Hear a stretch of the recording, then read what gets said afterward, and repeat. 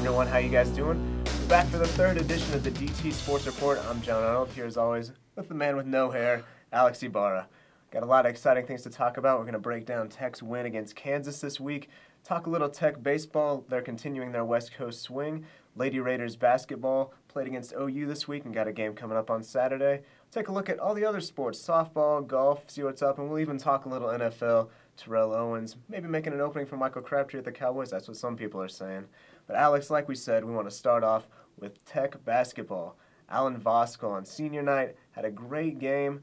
Tech played the best game we've seen them play all year by far, and they finally got that win that they were looking for. Yes, they did. A 19-point victory over the defending champion, Kansas Jayhawks.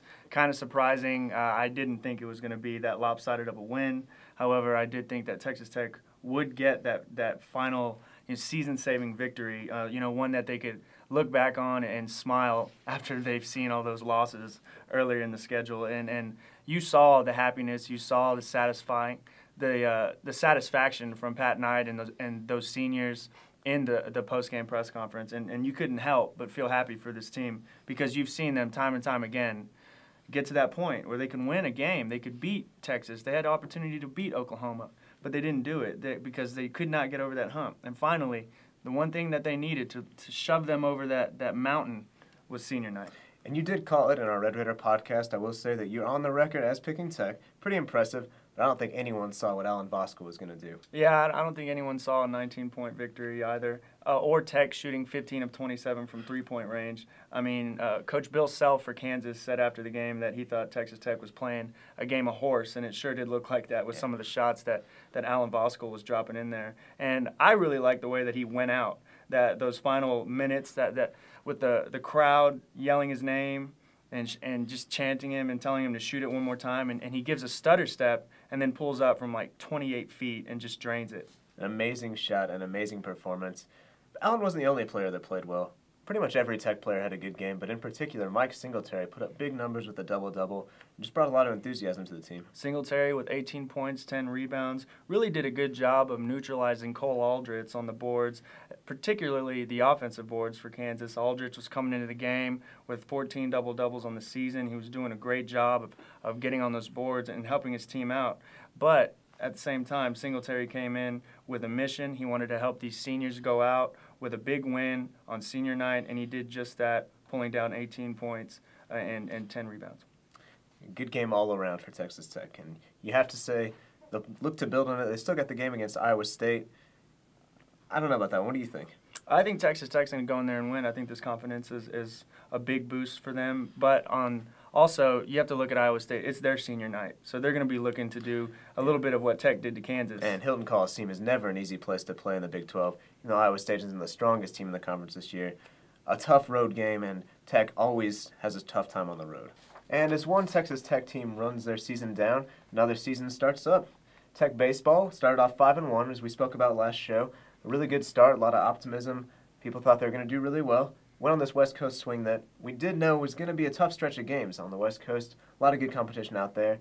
But it started off a little more rough than I think a lot of people thought it was going to. Absolutely. They get swept by Cal State Northridge to start, and that is the 18th straight three-game series that this team has lost, dating back to last season. And I think you look at the fact that this team is playing on a different turf. They're playing on some field now, on some grass and some dirt as compared to Danlaw Field when they're playing on that artificial turf. And I think you see a lot more balls, bouncing a little bit different, maybe getting to shortstop, second base, third baseman a little differently than they would here at Danlaw Field. Well, definitely, I think they'll be more comfortable back at home, especially with that experience under their belt from the West Coast trip. It's our pleasure now to welcome DT Sports Editor and Lady Raiders beat writer Adam Coleman to the DT Sports Report. Going to talk to him a little bit about the Lady Raiders. They're just coming off a loss against OU in a game that they were winning at halftime in Norman, which would have been a huge upset. They were unable to pull it out. It's kind of like the last time the Lady Raiders played OU. What does that do for their tournament chances now, Adam? When you look at when you step back a little bit, you look at the Iowa State game. They would have picked that up. That would have helped out. They would have picked this win up. It would have helped out. But right now, it's looking pretty bleak. I mean, when you only have Missouri left, and even if you do win this one, it really leaves that you really got to make a tournament push, in the Big 12 tournament. And that's really not easy because you're looking at teams like Oklahoma and Baylor that you have to face again who you've already lost to twice. So right now it's really setting them back, and all they can do is take it game by game and hope for a miracle. Well, Adam, what do you think is going to happen with this Lady Raiders squad as far as placement in the Big 12 tournament? Well, right now, you know, it looks like they'll probably face Nebraska, and they're probably looking like maybe by like 7th or 8th or something like that, you know. When you look at it, they've also been battling Oklahoma State, you know, for the same spot. And if you ask me, Tech and Oklahoma State are probably two of the most talented teams that have definitely underachieved this year. And that's probably where they'll fall. I mean, if you talk about them facing Nebraska, they lost to Nebraska earlier this year, but at the same time, that is a win they can pick up. So you never know what might happen, but before anything happens, they really got to get this win against Missouri. It is very, very important. If they get this loss, then it's really no telling where this team will go. Adam, a lot of seniors leaving from this team. Dominique Seals, Tiny Henderson, Maria Moore. These are girls that play a lot. What does the future hold for the Lady Raiders? Well, you know, talking to Coach Christy Curry, she is really excited about Kira Mallett, and I think everybody else is excited about Kira Mallett. A lot of people have her as Big 12 Freshman of the Year. You know, barring Whitney Hand, she might win that. I'm not sure. But Christy Curry feels like Kira Mallett is a player that she can build around. And definitely when you have a Tech's game with that post presence with Seals and Mallett, I think Mallett can definitely stay in that post presence and really be a force in the Big 12 to be reckoned with when you look at the future of this league. Can they find another Dominique Seals to complement Mallett? Of course, you got Kellen Talley, who has been out with an ACL injury. You know, people have been trying to really wait on her, and she would have been a good complement to back up Dominique. You know, so she may emerge too. But when you look at Kira, you know, that's the type of post player you do want to build around. You know, but you got to get some more young players, you know, get some more guards. But I think Curry is very excited about the player that she has right now, Kira Mallett. All right, Adam, we'll definitely look forward to more Lady Raiders talk with you and all sorts of stuff. Adam knows quite a bit about Tech sports. Appreciate you joining us, and we'll talk to you again soon. All right, now let's get into something we don't get into too often, but we do talk about it, and it's just on everybody's mind. It's definitely the hot topic right now. Terrell Owens, released by the Dallas Cowboys. What does he do now? Where does he go from here? He needs to hope that there's a team out there that can convince itself that that T.O. is worth the risk. And obviously he's been a cancer to the 49ers, to the Philadelphia Eagles, and it took him a little while to kind of settle in and get within the bowels of the Dallas Cowboys and stir some stuff up this past season.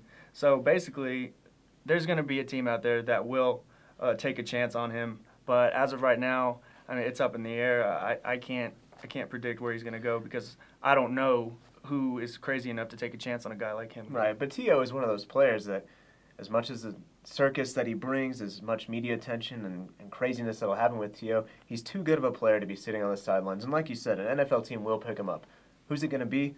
That remains to be seen, and I'm sure we'll be talking about that.